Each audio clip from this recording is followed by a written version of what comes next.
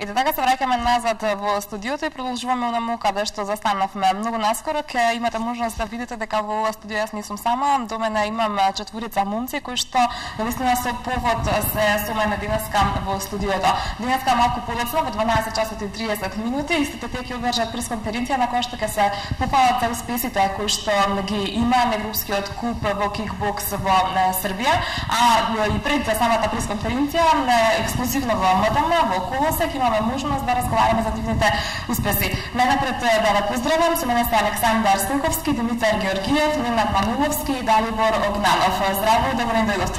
Здраво. Како што споменав, има можност нашите гледачи да слушнат зашто станува збор. Ние наистина мило и најнапред би сакала да ви честитам за овој постигнат успех. Верувам дека е голямо задоволство да се постигне ваков успех. Еве Александар, како тренер на кикбокс репрезентацијата, ќе започнам од тебе.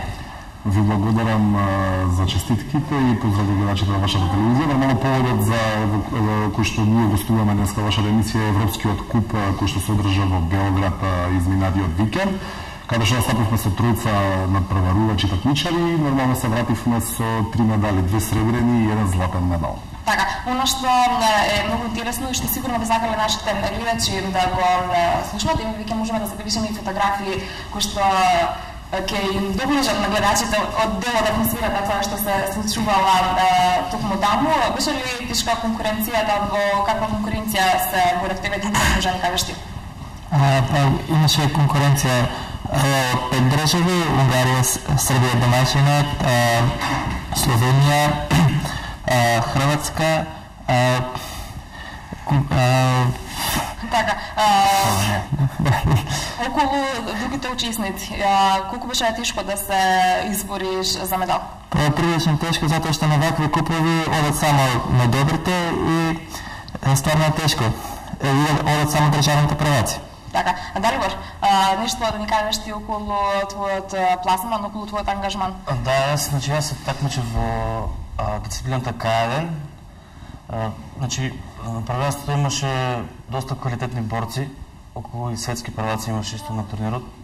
Еден од најдобриот турнир во Србија што се одржава. Имаше домаќинот беше исто така во голем број на добри такмичари, значи. Така, во која категорија сам? Значи, јас се борев во категоријата на минус 75, кај дисциплина. Димитар, односно од Ненад. Така, кажи ми во која категорија се бореше ти? Се такмичаш? Во дисциплина киклет до, тоест под 69 килограми. Така, што се однесува до твоите нели конкуренти? Беше ли тешко да се избориш за медал? Беше прилично тешко, дури не знам, се чувствувам и украдено од судиите, затоа што го изгуби финалето, не знам, од судиите баш за 1 поен. Од сите тројца судии по 1 поен и не знам, мала неправда дека работев со Срби на нивни терен, со 4 српски судии, многу тешко. Значи било сепак пристрасно оценувањето. Има ли реакции во такви ситуации еве од тренерот? Па нормално, ние протестиравме тамо, конкретно за мене беше буквално оштета од страна на судиите, тројца српски судии, а мене се бореше со Србин, така да мене во трите рунди беше доминантен, но ето, значи во моменти кај што се двајцата подеднакво добри, судиите може да имат симпатии према некој од борците, ете, што и не сме и тој во тој случај да направи таква одлука, но кај мене беше убедлива разликата, оние дадоа победата на српскиот преварувач и ние протестиравме, но ете, не може, која донесла више одлуката, не можеше да се измени ништо повише, за да имаме ние медал во тој случај. Така, меѓутоа верувам дека остана морален победник, нели? Па морален победник, да, и публиката си го кажа своето незадоволство. Нивната публика изрази незадоволство на крај, така да финалето не избега буквално само ради судиите. Ајде да се надеваме дека во наредните ситуации тоа ќе се избегнува. Се случуваат ли често вакви грешки на судиите? И како знаат тие да го оштетат на преварувачот не само во конкретната борба, туку и во неговата понатамошна кариера?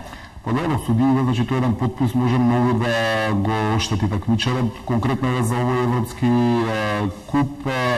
Ова беше, значи, по важност исто добар и квалитетен турнир, но не е како од рамките на светските и европски првенства, значи не е од тој калибар, така да е таков турнир би бил стварно оштетен такмичарот и би имало проблем, а на овие турнирите може некако нека да се минимално да се промакне некоја одлука и да ете такмичарот на негова жал да остане без финалето. Така, меѓутоа верувам дека тоа може би е поттик за понатаму да се... Верувам, не на крај, искрено да ви кажам, мене сакаше да го земе медалот која му го врачува судиите, така да он своето си го кажа таму, али ете, тоа е тоа.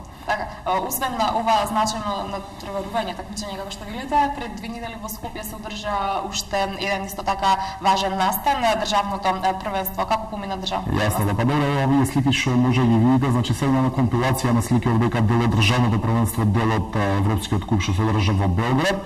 Државното првенство помина добро, многу добро, тоа се едно од најквалитетните државни првенства до сега што сме ги имале, со преку 190 надпреварувачи од сите возрасти, сите дисциплини и сите категории.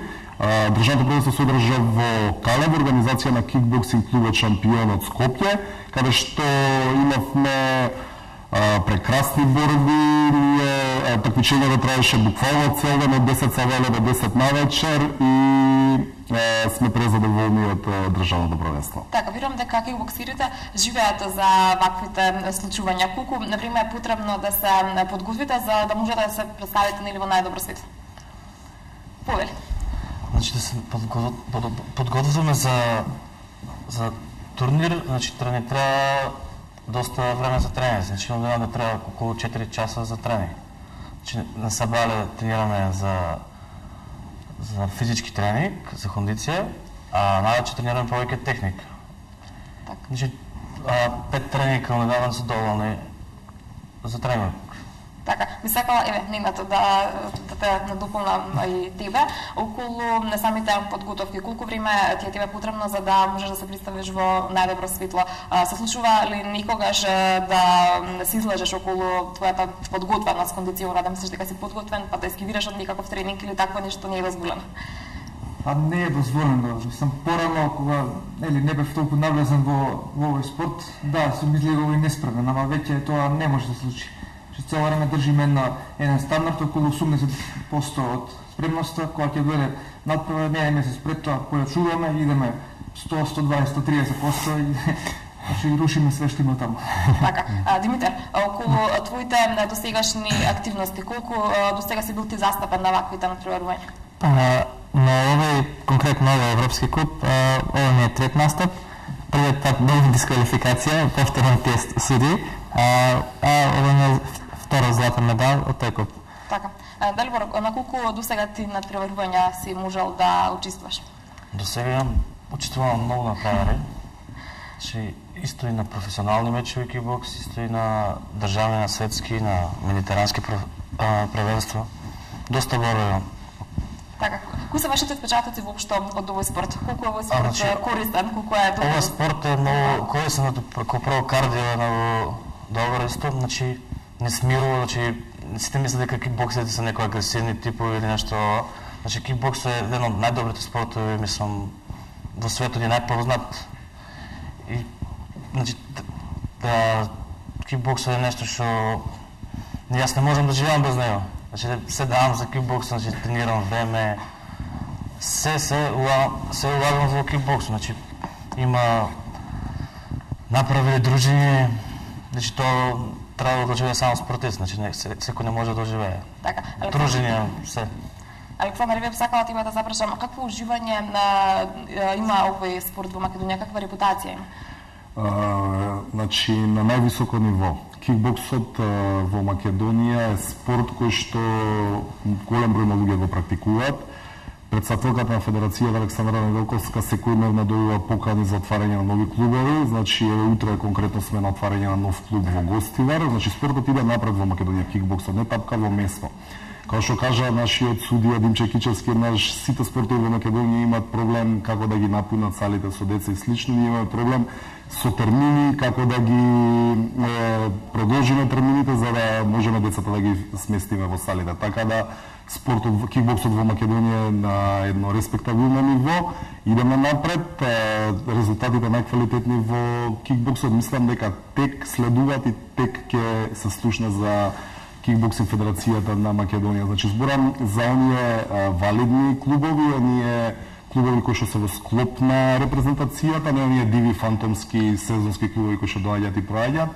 Значи све што е во склоп на Македонската кикбоксинг федерација е вреднувано, почитувано и ценето и во светски размери во Македонија. Така, сакала е твое лично мислење на што се должи ваквата добра репутација, ваков добриот рейтинг на овој спорт? Добро, значи репутацијата на овој спорт, значи ова не е градена во 5 дена, значи таа репутација. Таа се долги години инвестирана во овој спорт, помината пат во овој спорт, почнувајќи од првиот председател на федерацијата Љупчан Велковски, кој е основач на кикбоксот во Македонија, значи таткото на македонскиот кикбокс.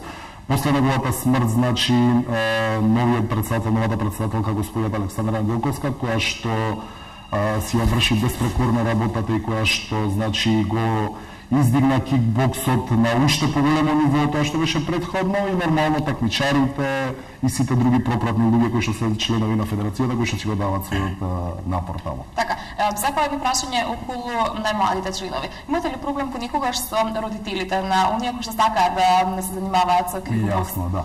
Па добро, дел од нив доаѓаат, прашуваат како би изгледал тренингот пред да се влезе во сала, го посматра, да.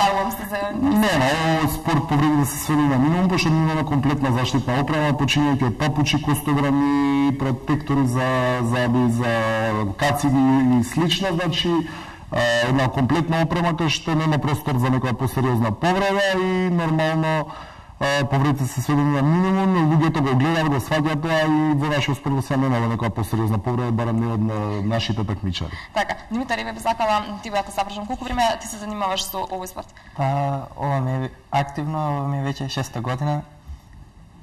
Така, претпоставувам дека е љубовта голема, нели, што на толку време си останал во спортот, да се посветуваш себе си на овој спорт. Имаше ли на самиот почеток, можеби еве слично прашање какво што му пустев на Александар, интерес од твоите родители, каков би бил исходот доколку се повредиш на овој спорт, затоа што многумина го сметаат за опасен спорт? Па нормално, како и сите родители и моите.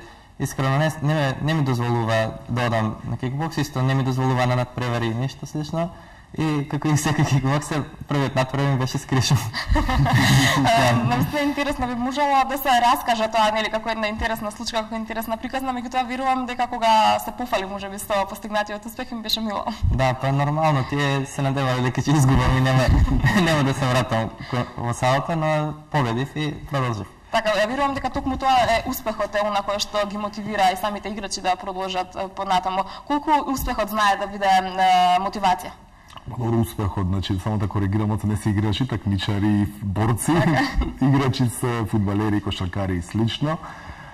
Успехот нормално дека е битен, но и кикбоксерите прави све оноа што доживееш, живееш околу тебе и некад и да изгубиш, треба да се симнеш од рингот со кревата глава и продолжуваш напред, значи не е само успехот и поразот некад се гледа големината на такмичарот, така да не се ја загуби борбата, конкретно од судиите беше оштетен, но без никаков проблем после тоа го прифати, тоа кажа наредното више ќе има реванш и слично, така да и успехот и некад и поразот знаат да видат школа во овој спорт и да идеме напред. Значи така една метафора на животот, значи кога губиш треба да знаеш да продолжиш и да идеш напред. Дали тоа она што како тренер, еве, ти чисто им го нагласуваш на сите кои што се такмичат? Точно, да, значи може да има мала блага, значи онака тага после изгубената борба, но после тоа се тоа обновува и се иде напред кон нови резултати. Така, не да би сакала и да запрашам,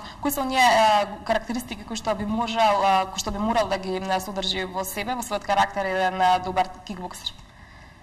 Да има чиста душа. Иако се бориме, се тепаме, да не речам, треба, нели, со мозок за памет да не го повериш сепак противникот, туку да прикажеш добра борба, добра техника. Така, освен овие првенства за овие надпревари за кои што зборувавме, што нешто следно ќе се случува? Добро, ние во нашата кикбоксинг федерација во спортскиот календар во агендата имаме голем број на активности, но следно значи во план да се одржи меморијални турнири за предавно починатиот председател Љупчан Велковски, првиот председател, значи што го напоменав претходно. Тој треба да се одржи значи во некое во брзо време. После тоа, значи, главните турнири, главните работи на кои сме сконцентрирани се светските првенства, едното е во Бразил, значи, кај што ќе се работат еден дел од дисциплините, другото е во Турција, во Анталија, кај што ќе се работат други дел од дисциплините, така да не чекаеме напорно лето со тешки припреми, нормално некои пропратни турнири каде што ќе ги тестираме нашите квалитети и нормално таму го чекаме главниот дел од оваа година да земеме медали. Така, сигурно сум дека ќе биде така, со оглед на вашата посветеност, нели, со оглед на вашиот труд кој што го вложувате. Би сакала еве уште едно последно прашање до надпреварувачите. Колку го доживувате како хоби или професија? Значи, јас го доживувам во како професија, значи се давате 100% вирувам на овој спорт? Живеам во спортот, значи тренирам, значи целото време во спорт, значи размислувам за спорт, тренирам, такмичам се, победувам, губам. Така, се на што го стечинува еден добар спортист, и порази и победи. Момци, тука никаде ќе ви заблагодарам за гостувањето, ми беше мило што дојдовте, што имав и јас можноста, нели, да имам вакви успешни гости со мене денеска во студиото. Ви посакувам многу успеси, уште многу пати да се видиме и да се пофалите со освоени медали и пихари. Благодарам. Продолжуваме ние понатаму со програмата, следуваат прашпаните.